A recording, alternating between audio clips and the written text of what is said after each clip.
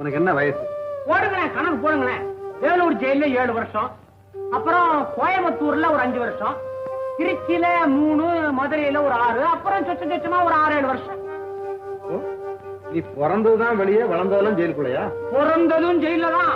அது எப்படி? நான் வயிற்றுல இருக்கும் போதே எங்க அம்மா வேலூர் ஜெயிலுக்கு வந்துட்டாங்க. சரி, அப்போ உங்க அப்பா ஹைராப்பேட்டை சப் ஜெயிலு. இன்னும் அங்கதான் இருக்காரா? இல்லையே, ஹார்ட் ஃபெயிலியர்ல போயிட்டாரு. சீக்கிரம் அவருக்கு விடுதலை. நாங்க அதிர்ச்சியில அவுட். நீயாவது கொஞ்சம் ஒழுங்கா நல்லா செய்யாது. லட்சியம் மாத்திரம் நிறைவேறிடுச்சுன்னா கூட ஒரு லட்சியமா? நல்ல சீசன் செய்வோம். ஒரு 6 மாசம் குழு குழுன்னு என்ன பெங்களூர் ஜெயில போட்டாங்கன்னா அதுக்கு ஏற்பாடு பண்ணுங்க சார். நான் சிஐடி இல்ல.